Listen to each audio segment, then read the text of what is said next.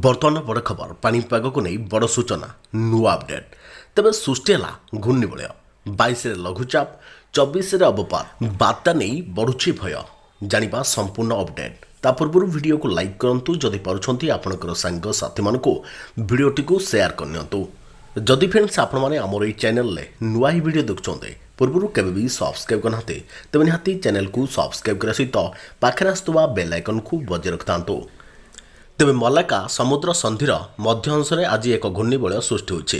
यह समुद्र पतन ठारू वायुमंडल में 5.8 किलोमीटर उच्चता जाए सक्रिय रही प्रभाव में आसंता 22 तारिख में दक्षिण पूर्व बंगोपसागर एक लघुचाप क्षेत्र सृष्टि होब। परवर्ती समय यह पश्चिम उत्तर पश्चिम दिग को गति करी 24 तारिख में आहरी घनीभूत हो दक्षिण बंगोपसागर मध्य भाग में अवपात परिणत होबार संभावना रही।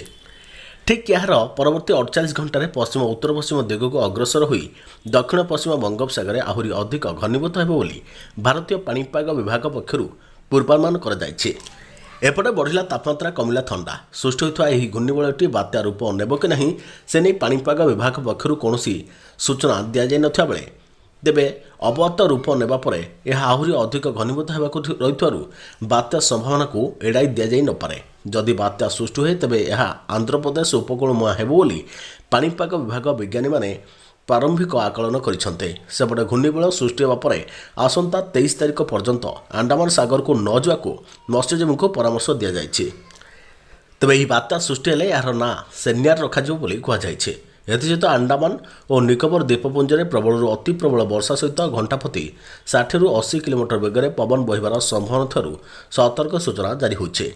अन्यपक्षे सारा ओडिशार सर्वनिम्न तापमात्रा में व्यापक परिवर्तन आसी। दक्षिण उपकूल ओडिशा रे सर्वनिम्न तापमात्रा 4.1 डिग्री अधिक वृद्धि पाइछे। उपकूल और दक्षिण अभ्यंतरण ओडिशा रे मध्य 2 ରୁ 4 डिग्री जाए बढ़ीछे।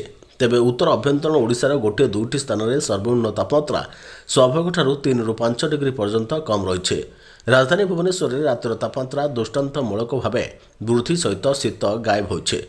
18-19 तारिख में आकाश प्राय मेघमुक्त रही बेले बादल आच्छादित रही तापमात्रा बढ़िया कहुचे।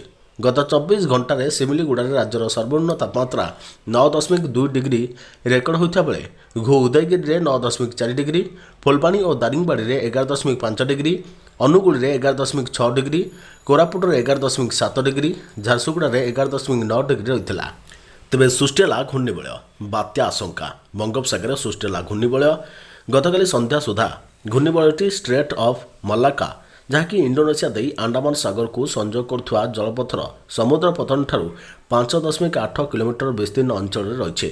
यह प्रभाव में आसंता काली बंगोपसागर एक लघुचाप सृष्टि होगा जाऊँगी। तेबे यहाकू नहीं बात्या आशंका प्रकाश पाइथिले मध्य पाणीपाग विभाग पक्षर कौन स्पष्ट सूचना एजाएं दि जाए नहीं। पाणीपाग केन्द्र निर्देशिका मनोरमा महांती कहते यह घूर्णिबलय दक्षिण पूर्व बंगोपसागर लघुचाप सृष्टि होब। यह पश्चिम उत्तर पश्चिम दिगरे गति करी अधिक घनीभूत होब और 24 तारिख बेलू दक्षिण अवपातर रूप नहीं पारे। परवर्ती 48 घंटे अर्थात 26 तारिख बेलू आहरी अधिक घनीभूत होबार संभावना अच्छी। पाणीपाग विभाग एभली सूचना को नहीं चाषी मध्य भाळिणी पड़ी बात्या और वर्षा आशंका दिन काटुंटे। एवं अमल समय आरंभ होते बिल पानी रही पुणी धान अमल पर श्रमिक अभाव चिंता बढ़ाई। सामान्य वर्षा हेले भी बिल में पाचला धान नष्ट हो चाषी मैंने कहते।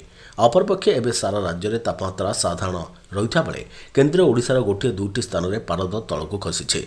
गत 24 घंटे फुलबाणी और दारिंगबाड़ी में सर्वनिम्न तापमात्रा 11.5 डिग्री रेकर्ड कर सेपरी 4टी स्थान में तापमात्रा 12 डिग्री किंबा याठारू कम रही बेले 12टी स्थान में 15 डिग्री तले पारद रही सूचना दि जाए।